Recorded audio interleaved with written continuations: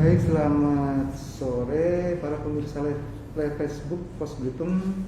Kita kembali hadir dalam acara dialog program Ruang Kita edisi Senin tanggal 22 Maret 2021. Oke, buka saja.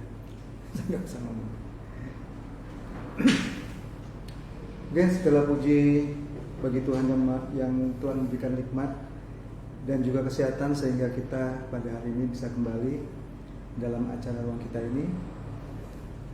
Sebelumnya saya ucapkan terima kasih kepada Bapak Dr. Andes Haji Ramansyah MSc. Beliau adalah Ketua Kerukunan Umat Beragama Kabupaten Belitung dan beliau juga Sekretaris Majelis Ulama Indonesia Kabupaten Belitung. Nah, kali ini kita dalam dialog kali ini kita akan berbicara soal kerukunan umat beragama di Kabupaten Belitung, Pak. Jadi kita Kabupaten Belitung termasuk kabupaten yang sangat yang cukup aman ya, aman. Jadi tidak ada gejolak. Boleh dikatakan sedikitlah gejolak di Kabupaten Belitung yang berkaitan dengan agama. Oke. Agar tidak terlalu panjang lebar nanti saya bicara, kita mungkin Pak Ramansyah bisa menyapa pemirsa dahulu. Pemirsa kita yang lagi nonton hari ini. Silakan Pak. Pemirsa, selamat sore. Assalamualaikum warahmatullahi wabarakatuh. Salam sejahtera bagi kita semua. Om Swastiastu, Namo Buddhaya, dan salam kebajikan. Pemirsa yang sedang menikmati acara ini, saya Haji Ramansyah sebagai Ketua Kerukunan Umat Beragama Kabupaten Belitung dengan ini mengapresiasi program dialog yang diadakan oleh Pos Belitung. Sangat luar biasa ya, dan saya menilai ini salah satu wadah untuk mencerdaskan masyarakat ya, terkait dengan informasi-informasi, kemudian isu-isu yang harus dikelirkan gitu melalui media. Dan yang paling efektif adalah melalui dialog ini, Pak Teja. Secara umum bahwa kondisi kerukunan beragama di Belitung, khusus di Babel, Pak, ini sangat kondusif, sangat damai, sangat rukun ya, dibandingkan dengan kabupaten kota yang ada di Bangka Belitung. Nah, ini terlihat dari 3 indikator, Pak Teja. Pertama adalah tingkat toleransi beragama. Jadi semangat untuk menghormati, menghargai perbedaan keyakinan di antara kita. Ini adalah satu keniscayaan yang tidak boleh dipersoalkan. Ya, itu hak asasi kita yang harus kita hormati. Nah, sementara juga hubungan kemasyarakatan itu sudah juga berjalan sebagaimana biasa ya. Ini bisa dilihat dari kalau kita menyaksikan umat kita yang sedang merayakan hari besar keagamaan itu. Ini sangat nampak sekali gitu. Ada pembauran, ada saling kunjung antara satu agama dengan agama lain ya. Nah, ini satu modal bagi Belitung untuk menjadi daerah wisata sebenarnya. Karena salah satu kunci dari majunya suatu daerah adalah dengan kondisi keamanan, baik umat beragama maupun kondisi sosial masyarakat lainnya gitu. Ya, ini terlihat. Dan sejauh ini memang kita tidak pernah ada konflik, Pak Teja. Apalagi konflik yang berkenaan dengan agama gitu ya. Sekalipun ada, namun itu bisa diselesaikan dengan musyawarah. Barangkali mungkin ada persoalan pendirian rumah ibadah misalnya. Ini bisa selesai gitu. Nah, ada 2 kata kunci di Belitung ini yang saya amati selama ini sebagai ketua RKUD. Pertama adalah karena kearifan lokal kita. kearifan lokal kita yang sangat tinggi gitu. Orang Belitung cinta damai Pak, cinta damai, tidak mau diusik dan tidak mengusik gitu ya, dan tidak mudah tersinggung gitu. Dan ini salah satu modal yang ada di masyarakat kita untuk tercipta suatu kedamaian dalam suatu masyarakat gitu. Ya, jadi ini saya rasakan, dan kalaupun ada gejolak atau konflik, ini bisa diselesaikan dengan sendirinya gitu, selesai dengan sendirinya gitu. Kedua belah pihak sama-sama paham gitu bahwa diteruskan ini akan juga tidak enak gitu bagi hubungan kemasyarakatan di antara mereka yang mungkin akan bertikai itu gitu ya. Nah, yang kedua adalah kerja keras dari aparat pemerintah, apakah itu pemerintah daerah, Forkominda, tokoh agama, tokoh masyarakat. Ini kami lihat cukup kompak, cukup solid untuk menjaga kedamaian yang ada di daerah kita ini. Karena itu event-event yang menyangkut pemantapan agar kita bersatu, agar kita kompak ini selalu kita adakan Pak. Seperti dialog dengan tokoh agama, dialog dengan tokoh lintas agama, dialog dengan ormas keagamaan, ya, dialog dengan para tokoh-tokoh agama. Ini selalu kami bangun, karena kunci membangun suatu kerukunan adalah dengan melalui dialog dengan pemuka-pemuka agama. Nah, itu saya kira begitu. Kenapa Belitung menjadi daerah yang teraman gitu. Sehingga kalau pemerintah mengatakan bahwa Belitung ini adalah miniatur Indonesia atau miniatur negara kita ini memang sangat relevan gitu ya.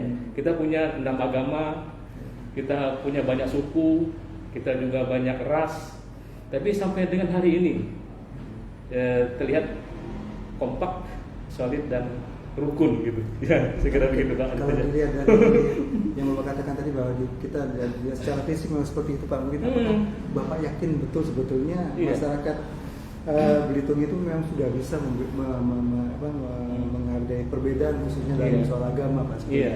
Apakah memang seperti itu? Kalau kita lihat dari contoh-contoh yang Bapak kemukakan tadi misalnya. Tapi Bapak yakin seperti itu ya Pak? Saya sangat yakin Pak. Saya sangat yakin bahwa tingkat toleransi, saling menghormati, saling menghargai bahwa kita adalah berbeda itu sudah terlihat. Ya. Sebagai contoh, kalau kita saya pernah dialog dengan masyarakat Kelurahan Damai. Ya?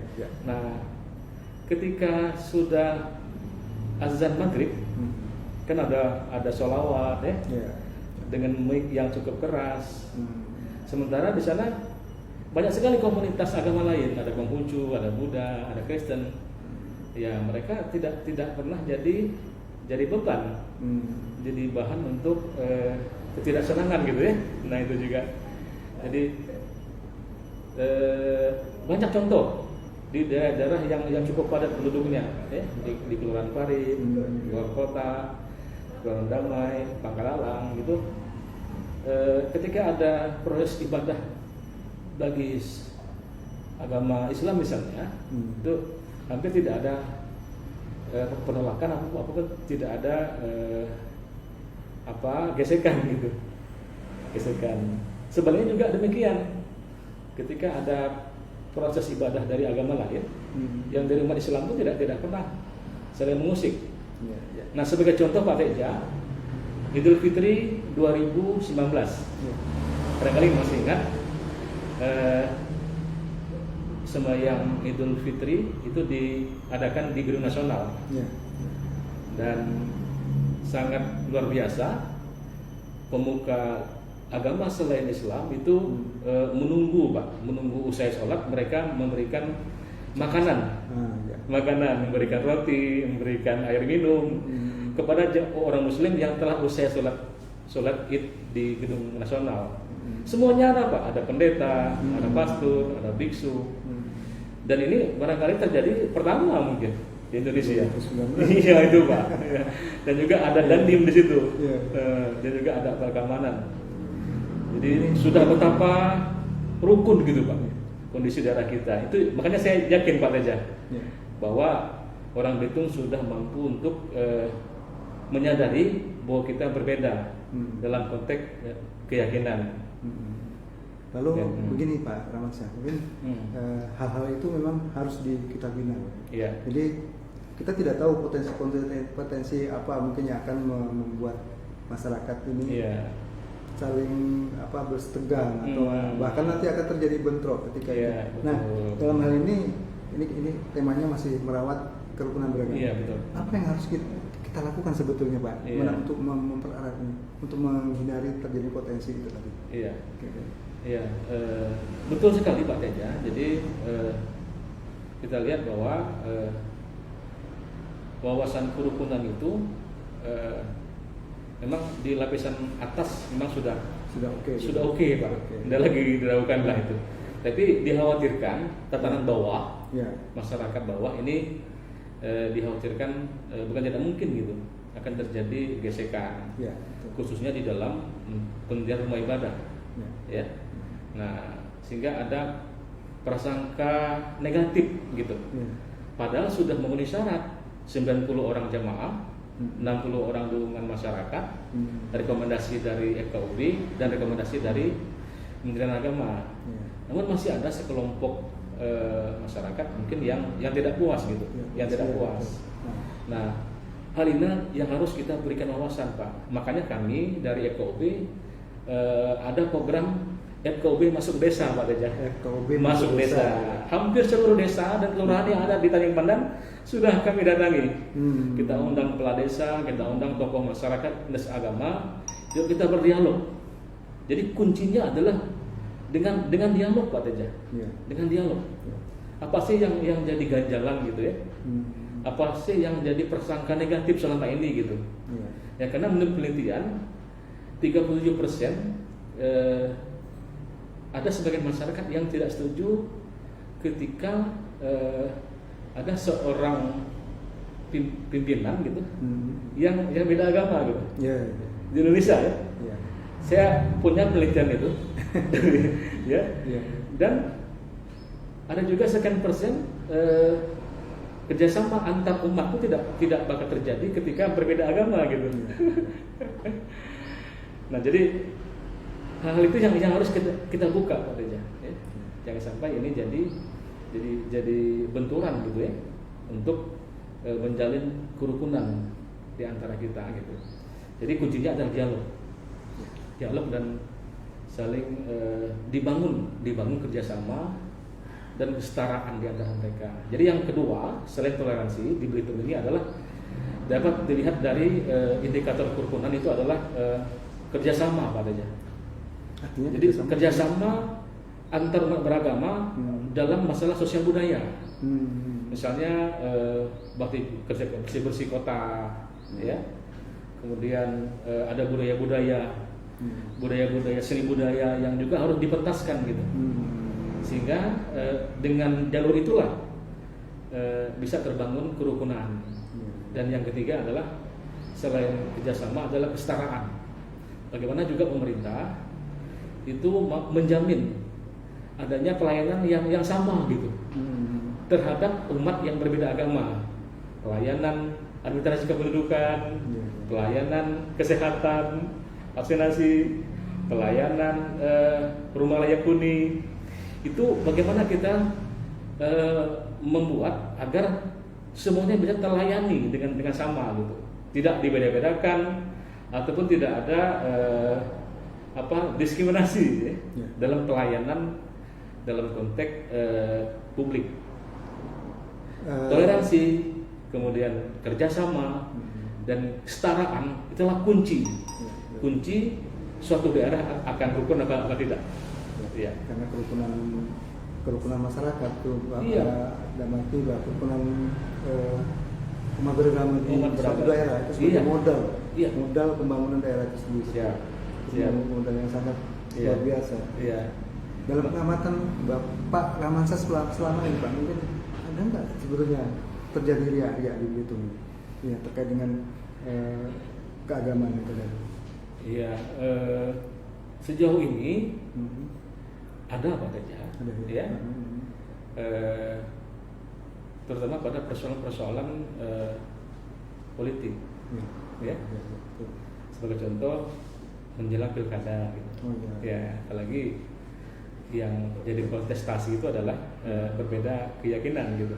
Itu Ya. sebetulnya Sering persoalan kan? politik ditarik-tarik ke agama. agama. Ya. Cuman karena masyarakat kita sudah cerdas Pak, Ya. Ya. orang Belitung ini sudah cerdas Pak, sudah cerdas, sudah toleransi, sudah rukun, sehingga isu-isu itu tidak mampu untuk memecah belah kita gitu. Ya.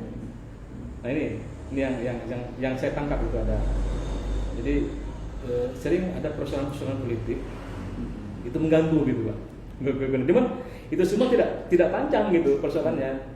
Jadi berakhir dengan musyawarah, dengan damai, sehingga tidak sampai kepada hukum, kebesaran hukum. Persoalan kayak kalau sudah ditarik ke politiknya memang susah Pak ya.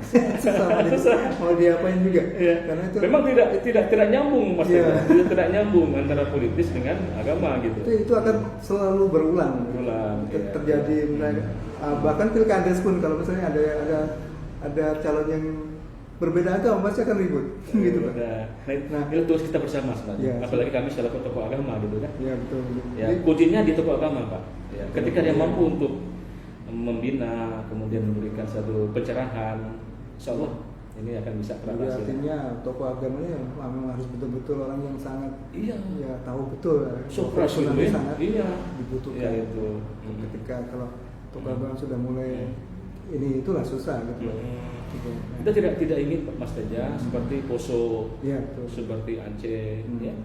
Kalau sudah pecah, ini sangat sulit sekali untuk kita perbaiki gitu kan.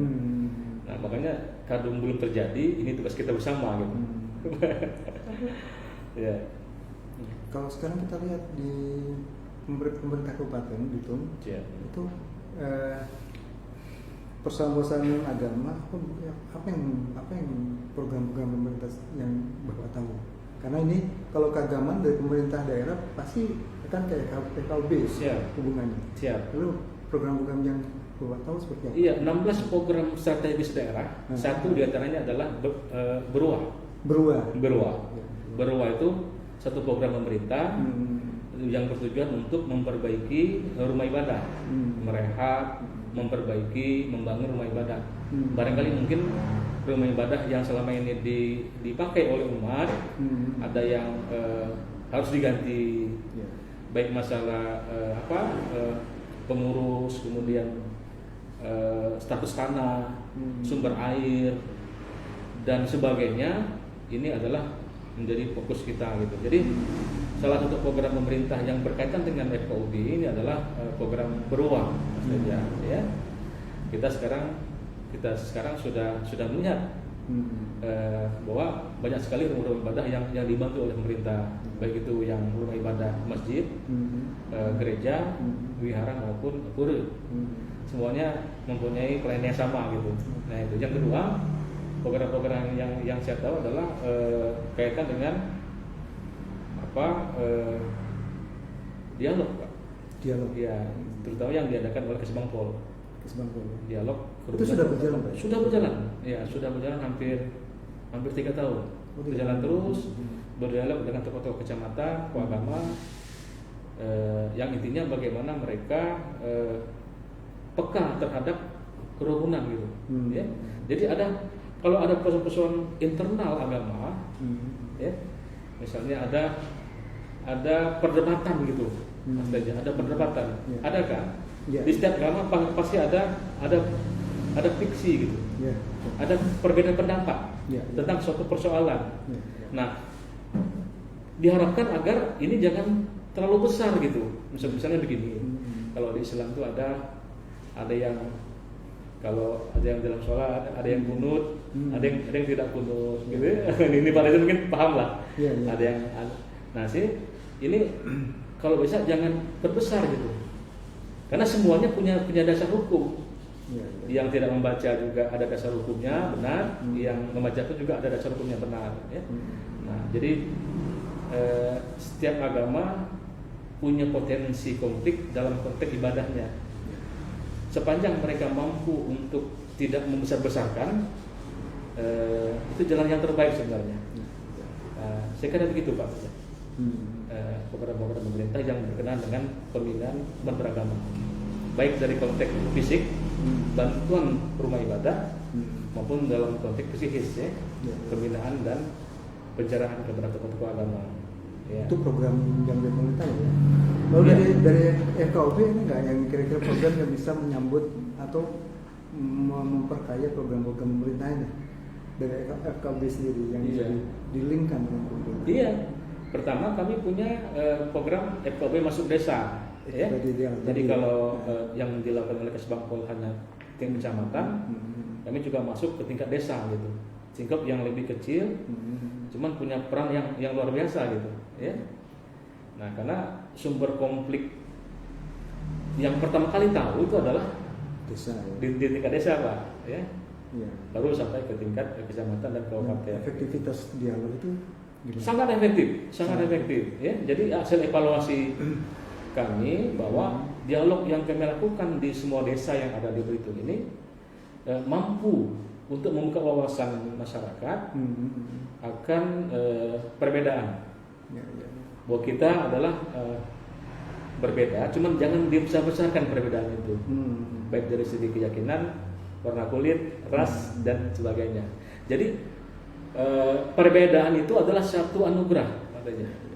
Bahkan saya mengatakan perbedaan itu harus sebenarnya terjadi, sehingga terjadi interaksi gitu, antara kita dengan sesama kita gitu. Yang kedua, kami sudah ada bentuk pemuda lintas agama. Kita sudah ada pemuda lintas agama, sudah ada kita. Jadi sudah ada komunitas yang kita gerakkan melalui kegiatan dialog juga, dialog dan kegiatan-kegiatan sosial keagamaan lainnya. Dan sudah lagi kita akan mendorong agar terbentuk komunitas perempuan lintas agama. Jadi bagaimana perempuan juga mampu gitu ya, diajak merawat kerukunan gitu. Karena lewat ibu-ibu mungkin lebih efektif gitu nanti. Mungkin bisa dengan kumpul-kumpul, bisa dengan arisan sebagainya yang dimasukkan pesan-pesan kerukunan. Pesan-pesan kerukunan ya. Dan terakhir kita tahun 2021 kita akan punya program pembentukan kampung kerukunan Mas Reza. Kerukunan. Dan kita akan sasar di satu wilayah yang sangat strategis, yang menjemuk dan punya umat ibadah yang bervariasi, tidak hanya 3. Di sana ada Islam, ada Kristen, ada Katolik, ada Konghucu dan ada Hindu yang tidak ada. Mungkin di sekitar Kelurahan Parit. Kelurahan Parit. Ya. Di sana ada masjid, di sana ada gereja, di sana ada kelenteng. Yang juga kampung kerukunan ya. Iya. Itu kapan launchingnya? Insya Allah dalam beberapa bulan ini Pak. Beberapa bulan ini. Iya, kita akan sedang memproses itu. Lalu FKUB sendiri Pak, itu kapan mulai terbentuk di Kabupaten Belitung? Iya, FKUB kita ini, saya ini sudah periode ketiga. Ya, jadi sudah ada periode pertama yang didirikan pada tahun 2011. Yang keduanya Pak Punagirakan Faisal Madani. Ya. Kemudian periode kedua juga beliau terpilih kembali 2011, 2013, 2016. Nah, saya sudah periode ketiganya 2016, 2021. 2021 5 tahun. Nah, 2021 ya berarti Oktober nanti silakan nanti. Pergantian lagi. Iya, silakan. Kalau masih diberikan amanah juga saya siap. Kalau memang ada yang lebih baik juga siap. Adanya di kedudukannya di apa? Di provinsi sama di kabupaten juga nggak sabar. Iya, menurut kalau untuk di pusat apa itu namanya? Bukan FKB ya? Asosiasi Pak. Asosiasi. Asosiasi Forum Kerukunan Pemuda Agama Pusat. Oh yang besar. Yang besar. Oh iya. Kalau di provinsi tetap namanya FKUB provinsi, di kabupaten kota FKUB kabupaten kota. Hanya sampai itu Pak. Nah, cuman ada aspirasi dari masyarakat. Bagaimana ke depan juga bisa dibentuk di tingkat kecamatan dan desa gitu. Kecamatan dan desa. Ya. Karena yang lebih tahu dengan potensi kerukunan itu adalah orang-orang yang ada di tingkat desa dan kecamatan. Ya. Pengurusnya ini gimana Pak? Keanggotanya maksudnya? Iya. Keanggotaannya sesuai dengan peraturan bersama Menteri Dalam Negeri dan Menteri Agama nomor 9 dan 8 2006. Itu kalau kabupaten kota tidak lebih dari 17 orang padanya. 17 orang. Iya, 17 orang.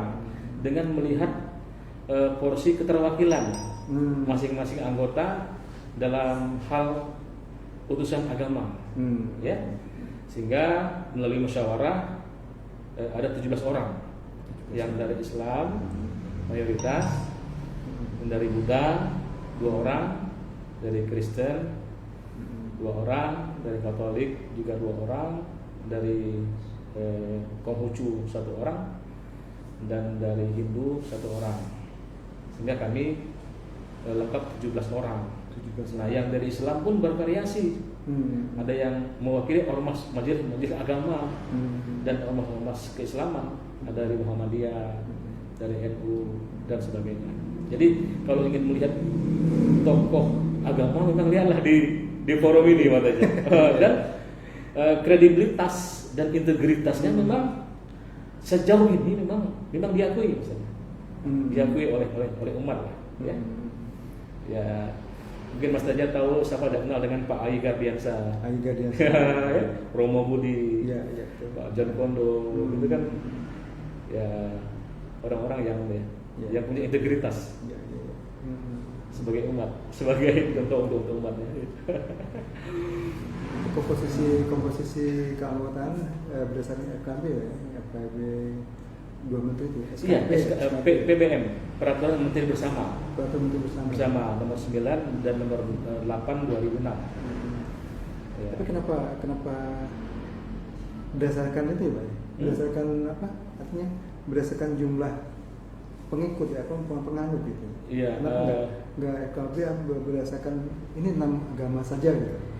Jadi komposisinya proporsional, jadi 6 agama ya, keanggotaannya 6 agama itu aja. Apa gitu? Jadi pertama kita harus berdasarkan rumus, Pak. Rumus ya, ada rumus ya? Jumlah umat beragama tertentu dibagi dengan jumlah umat beragama total gitu. yang ada di sebuah kabupaten. Muncullah angka itu. Oh, ya. Ada rumusnya. Ada rumusnya, Pak. Dan itu pun juga masih kita musyawarahkan ketika mereka tidak punya keterwakilan. Iya. Ada Mas Taja, ada. Ketika masuk rumus dan kita olah, tidak masuk. Nah itu juga kita bicarakan. Karena ada beberapa umat beragama yang tidak memenuhi kuota gitu, untuk masuk ke dalam kepengurusan FKUB. Tapi karena kita darinya musyawarah kekeluargaan, itu sehingga kita akomodir lah, agar keterwakilan setiap agama itu ada gitu. Namun porsinya mungkin berbeda, ya. Dan itu diakui oleh teman-teman gitu. Tidak ada yang protes, tidak ada yang gitu ya.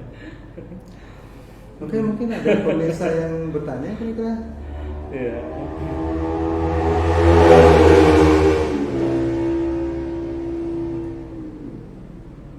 Jadi kita ini live, jadi banyak yang nonton juga. Jadi sudah tahu ada pemirsa yang bertanya. Ada nggak? Ya, kita lanjutkan. Lalu soal kerukunan, Pak. Mungkin ini yang jadi persoalannya sangat mungkin jadi agak susah dijawab mungkin dari tokoh agama atau apapun mungkin gini. Jadi ketika ada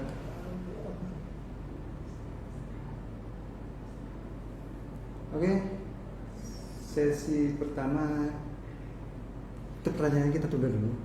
Sesi pertama kita selesaikan dulu, kita jeda dulu 1 menit. Oke pemirsa, kita jeda dulu 1 menit, nanti kita sambung lagi dengan obrolan berikutnya.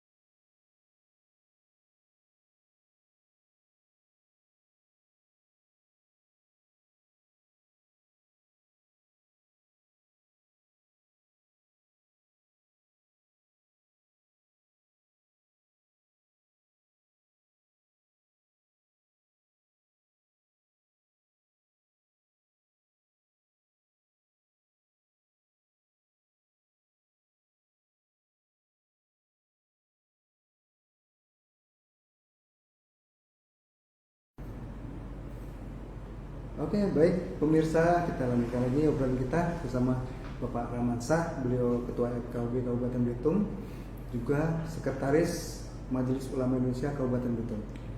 Oke Pak Ramansyah, kita mulai lagi. Sebetulnya kita pengen tahu dari awal. Sebetulnya apa sih yang dimaksud kerukunan umat beragama itu? Dan sebetulnya pertanyaan itu awal tadi yang kita ditanyakan. Ya. Jadi kerukunan umat beragama itu adalah satu kondisi, satu kondisi di mana antara satu umat beragama dengan umat beragama yang lain itu hidup saling menghargai, saling menghormati perbedaan keyakinan, dan itu tidak hanya mereka secara pasif, tapi juga dibuktikan dengan sikap-sikap secara dinamis gitu. Artinya kerukunan itu tidak hanya saling diam gitu. Saya tidak ganggu Mas Teja, Mas Teja tidak akan ganggu saya. Tidak seperti itu. Jadi juga harus dibuktikan dengan aksi-aksi nyata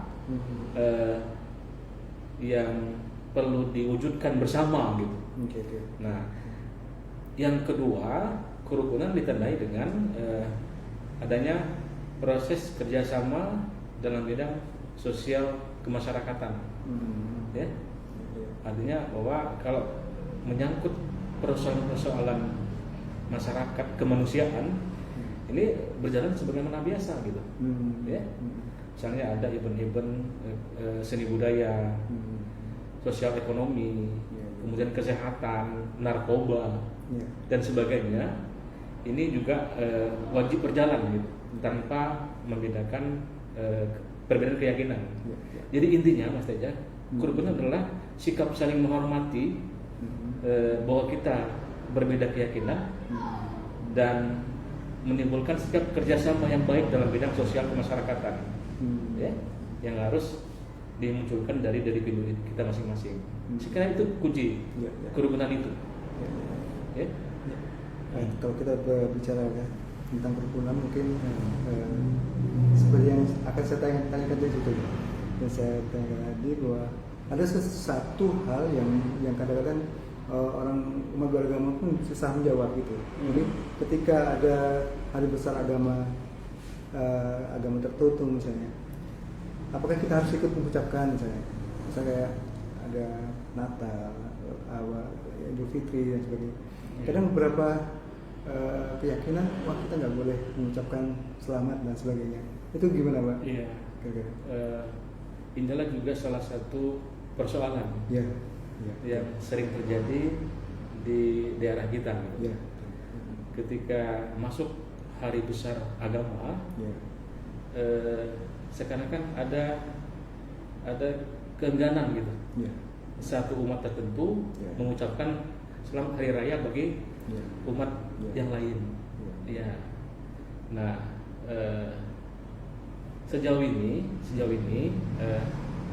kami mendorong gitu Mas Teja agar minimal ucapan selamat merayakan lah. Selamat merayakan. Dan kalau kita lihat di skup nasional itu memang tidak ada persoalan gitu. Ada beberapa pejabat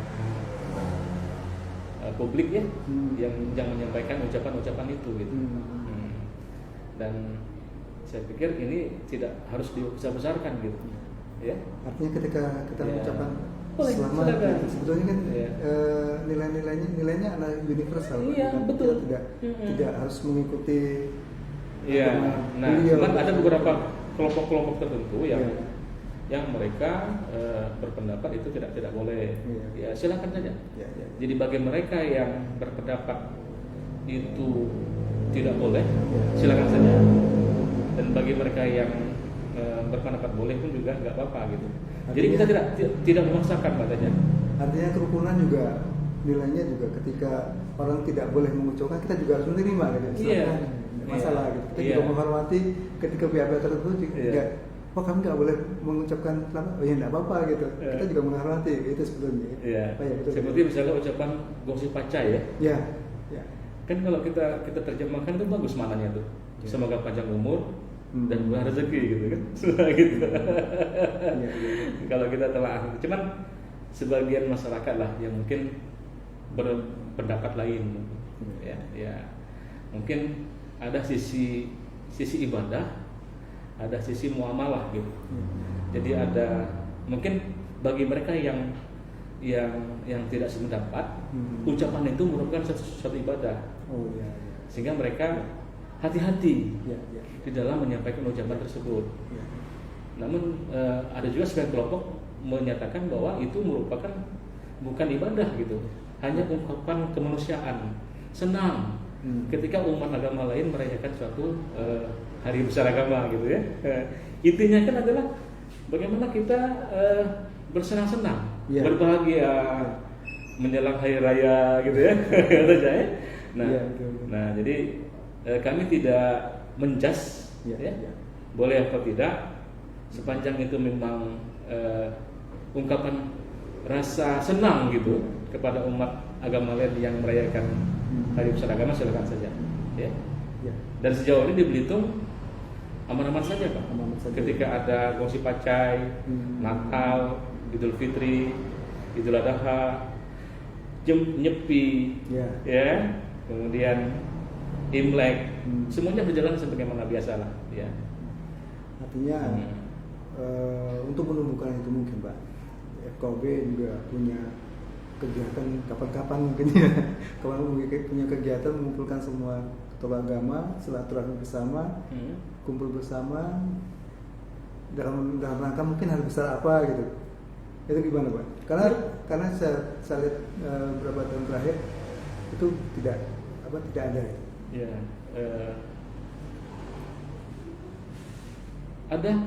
Ada juga kami lakukan beberapa tahun yang lalu. Ketika ada seperti contoh kemarin waktu ada acara salat Idul Fitri yang ada di Gedung Nasional gitu kan. Itu 2019. Kemudian ketika ada persoalan kebangsaan itu kita pernah di Polres Pak bersama-sama menggelar doa bersama. Pernah itu. Nah sekarang musim COVID Pak katanya. Iya. Jadi menghindari kerumunan, Iya. kemudian protokol kesehatan ini agak Protokol kesehatan. satu persoalan gitu, satu persoalan di kami. Insya Allah kami beberapa tahun lagi Insya Allah Iya, iya. memang harus dibuat itu Pak. Iya, betul. Itulah wujud nyata dari kerukunan gitu ya. Dulu saya pernah ikut Iya. juga acara apa dulu ya? Ada suatu acara yang di fasilitasi juga kalau Iya. nggak salah. Iya. Setiap agama itu menampilkan musik, Musik. nyanyi, apa dan Nah, sebagainya. iya. Itu kan saya pikir waduh ini luar biasa, Iya. luar biasa. Itu Umat beragama kayak yang awam kayak saya pun merasakan, waduh ini suatu momen yang sangat luar biasa. Jadi ada satu program yang bagus di Kesbangpol itu ada pegelaran seni budaya antar suku dan agama Pak. Ya. Jadi kalau orang Bali dia ada tariannya, dari orang Buddha ada gongsi pacainya, ada apa? Ada barongsainya gitu ya. Iya, iya. Nah itu tiap tahun diadakan. Ya. Artinya ketika anak muda kita, anak muda misalnya dari Islam, dari Kristen, dari Hindu bertemu tuh bukan kayak orang asing gitu, kok agamanya lain gitu, agamanya lain. Ketika mereka kumpul dan mereka berkolaborasi bersama, itu kan luar biasa Pak. Dari situ bisa menumbuhkan semangat kerukunan itu. Iya. 2020 kami mengadakan dialog pemuda lintas agama. 2020. Iya. Luar biasa. Iya. Termasuk ke depan kita akan coba nanti merintis kemah pemuda lintas agama. Iya. Itu salah satu kegiatan yang cukup baik untuk merekatkan kerukunan antar anak-anak muda nih Pak, anak-anak muda ini. Iya. Oke, sudah Ya. ada pertanyaan belum kira-kira dari dari kawan-kawan kita pemirsa? Silakan pemirsa, jika ada sesuatu yang mau ditanyakan, sesuatu yang ini kok janggal gitu, apakah harus diklarifikasi dan sebagainya, silakan. Iya. Oke, kalau gitu kita lanjut lagi. Siap. Ramansa. Siap. Belitung ini sebagai daerah pariwisata. Pariwisata. Sebelum pandemi kira-kira banyak sekali masyarakat yang hadir ke sini. Pariwisata dan saya lihat juga orang luar juga banyak. Ya. Kecuali pandemi ini, udah banyak masyarakat datang. Ya. Nah, ketika mereka datang, itu kan banyak membawa budaya yang mungkin orang-orang Belitung ketika melihat itu wah ini kok aneh gitu. Ketika ada turis yang pakai bikini di pantai jadi aneh gitu, gitu kan. Jadi ini jangan, kalau orang istilahnya jangan sampai membuat fitnah gitu. Ini apa yang harus dilakukan FKUB ketika itu terjadi gitu. Iya. FKUB punya program bagaimana memberikan pencerahan kepada umat Pak ya, bahwa nilai-nilai budaya, nilai-nilai agama dan nilai spiritual sangat utama gitu, yang harus dijaga gitu ya, semestinya gitu ya.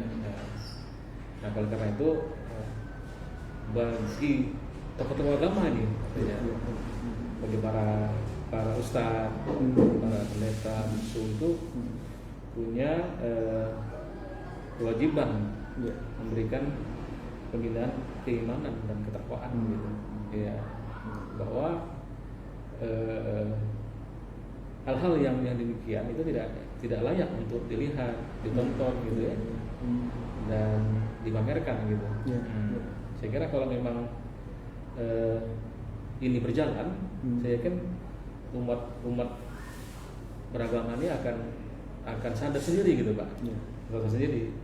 Yang di sisi lain juga kita mengimbau pada pelaku usaha pariwisata ini jangan terlalu vulgar gitu, jangan terlalu vulgar, memperlihatkan, mempertontonkan gitu ya, tamu-tamu mereka di area publik gitu.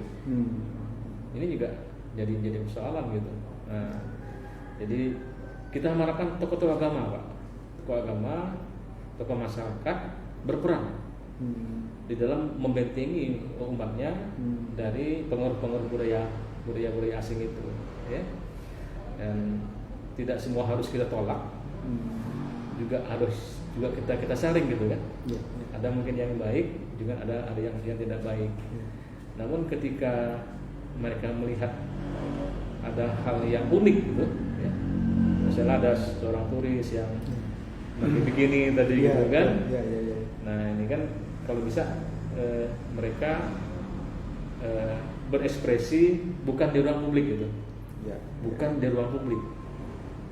Nah kita mungkin bisa komunikasi dengan aparat keamanan gitu nanti kan, sehingga hal-hal yang bisa mengundang konflik dan juga tidak mungkin pada persoalan berkembang kepada persoalan agama politik ini akan berkembang gitu kalau ini tidak kita antisipasi. Ya, harapan kami dengan tokoh-tokoh agama lah yang bisa memberikan pencerahan. Tapi ketika itu terjadi, nah pariwisata kan sebetulnya tidak bisa ditahan-tahan juga ya, Pak ya. Mestinya kan ada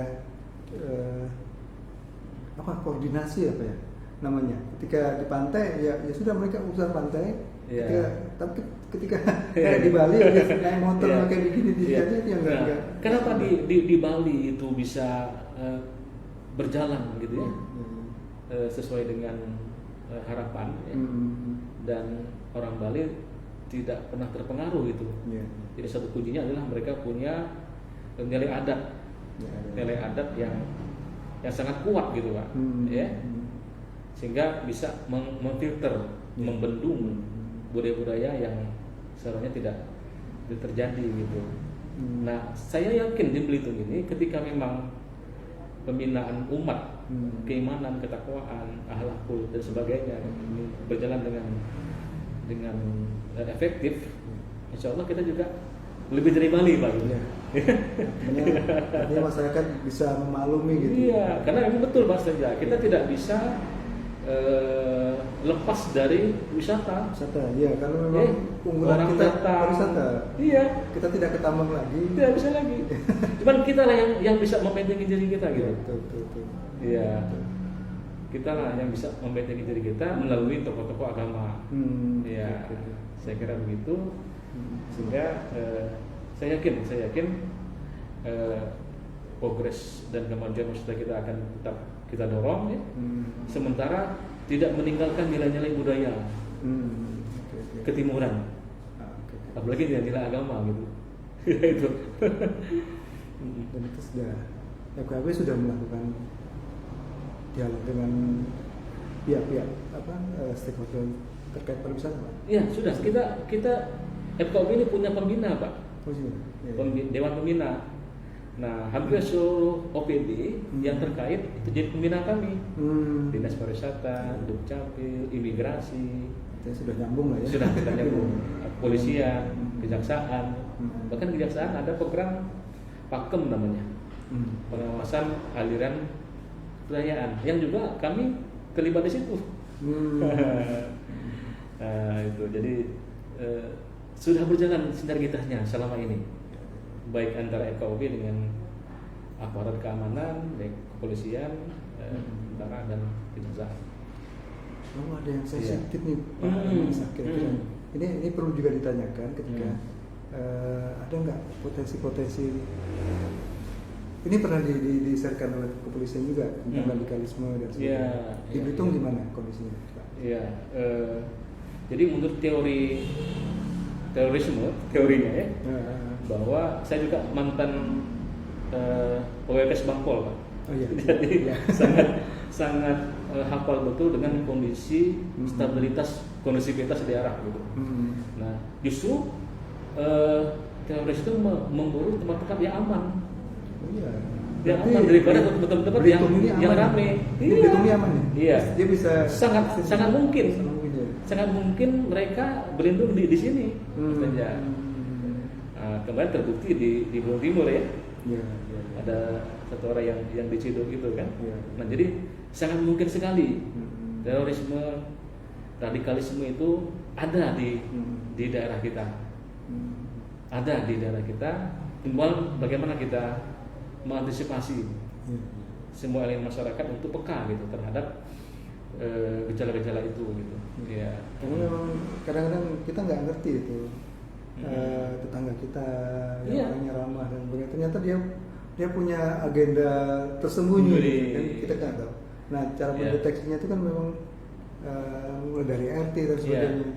Apakah misalnya FKOB punya divisi ke situ nggak? Jadi di Kesbangpol itu ada beberapa forum Pak yang punya tugas tanggung jawab untuk menyampaikan kondisi dan situasi masyarakat. Ada forum kewaspadaan dini daerah FKDM yang terdiri dari tokoh-tokoh akademisi, kemudian juga jurnalis, wartawan, dan budayawan. Nah, ini berjalan, sejauh ini berjalan, sehingga ini juga merupakan satu wadah untuk mendeteksi apakah di suatu wilayah sudah masuk paham-paham tersebut. Ya. Nah, itu yang kedua juga ada pakem yang tadi saya sampaikan tadi, pengawasan aliran kepercayaan. Ini juga berjalan di Belitung, di Belitung. Nah, FKUB punya hubungan yang dekat dengan mereka. Jadi teroris kan sering dikait-kaitkan dengan agama gitu. Gitu. Padahal tidak ada kaitan sebenarnya. Tiap agama manapun itu tidak menghendaki adanya terorisme dan paham radikalisme gitu ya. Nah, oleh karena itu untuk di Belitung saya yakin terpantau terdeteksi gejala-gejala seperti itu artinya. Sehingga tidak terdengar sampai sekarang ya. Belum terdengar sama sekali. Bahkan jangan sampai gitu. Namun daerah kita sangat potensi gitu untuk mereka berlindung ketimbang di daerah yang ramai dan daerah yang metropolitan. Kasus di Belitung Timur itu ya. Salah satu contoh di Belitung Timur pun deteksinya tidak dari sini. dari nah itu. Jadi betul Pak. Jadi kewaspadaan tersebut perlu dibangun gitu. Jangan sampai kita kecolongan gitu. Tapi memang agak susah Pak itu menerima. Ini teroris bukan? Masa kita nanya, Pak, Bapak teroris? Sama dengan ketika orang terpapar COVID gitu ya. Tidak pernah bersentuhan, tidak pernah ngomong, atau kena gitu. Jangan-jangan ketika di Belitung itu tertangkap masih ada temannya juga yang di mana gitu. Siapa tahu ya. Iya. Jadi sejauh ini terpantau lah. Terpantau dengan efektif gitu. Karena saya lihat masyarakat di tingkat bawah itu sudah peka gitu. Ketika ada orang datang, khususnya di RT, kan ketahuan. Ada orang datang, ada orang pindah, ada orang baru, kan ketahuan di situ. Nah inilah yang maksud kami, itulah yang di tingkat bawahnya lah yang juga harus proaktif untuk melaporkan dan memantau ketika ada orang asing yang datang ke suatu wilayah tersebut. Ya. Kita punya saran nggak? Jadi ketika kita di kampung atau di RT, cara kita melihat ini pendatang teroris bukan tuh gimana? ada punya saran kan?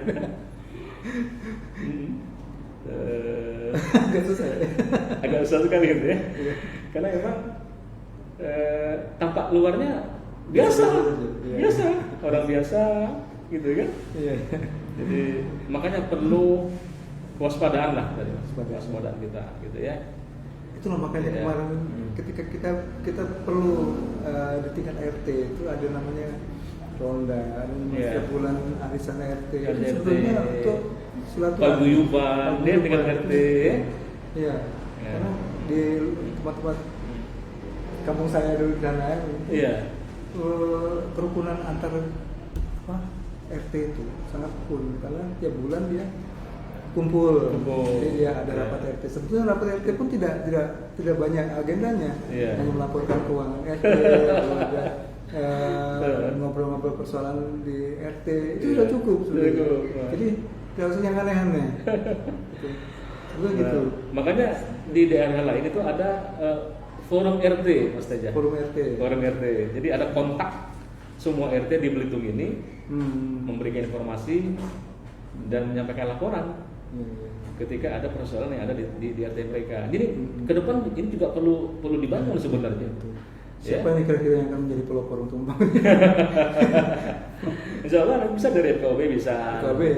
dari FKDM bisa, Ya, nanti ya. kan forum kewaspadaan dini daerah itu bisa sebenarnya. Itu harus dimulai.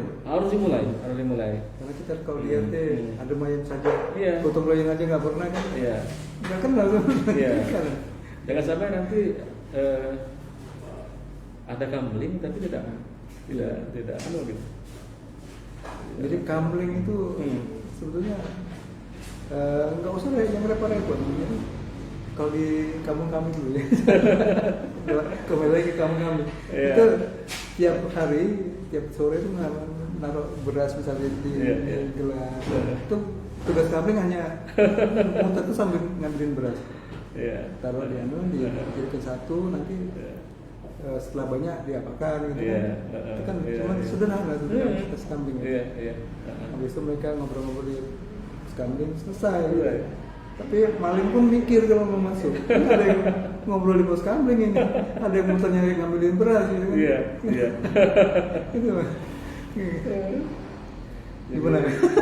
Sangat asik sekali, Pak, kalau Iya. kita bicara masalah Iya. kerukunan, toleransi, khusus di Belitung Iya, iya. yang sudah berjalan sangat kondusif. Ya. Ya. Oke, Pak Rahmansa, Ya. Ketua FKB Kabupaten Belitung, juga Sekretaris Majelis Ulama Indonesia Kabupaten Belitung. Ya. Kita sudah sampai pada waktunya. Ya. Waktunya kita sudah harus selesai. Terima kasih sekali Pak Rahmansa sudah Sama-sama. hadir di tempat kita pada acara program dialog Ya. ruang kita. Mm. Mungkin ada kata-kata terakhir. Kata-kata terakhir. Mungkin ada pesan-pesan sebelum kita menutup acara ini, Pak. Ya, terima kasih kepada Pos Belitung ya dengan program ini, program yang luar biasa, Ya. mencerdaskan masyarakat, mencerdaskan umat, dan saya juga mohon kepada kita semua untuk sama-sama menjaga kerukunan. Ya. Bukan hanya tugas tokoh agama sebenarnya, karena tokoh agama sangat minim sekali. Itu kerukunan adalah tugas tanggung jawab kita semua, Ya. baik itu tokoh masyarakat, aparat keamanan, juga semua kita yang mencintai dan merindukan kerukunan di daerah kita ini. Segera terima kasih. Jayalah Pos Belitung. Mudah-mudahan ke depan program ini sangat lebih baik lagi. Oke. Oke. Oke, terima kasih para pemirsa sekalian. Kita tutup sampai di sini Ya. acara kita. Selamat sore.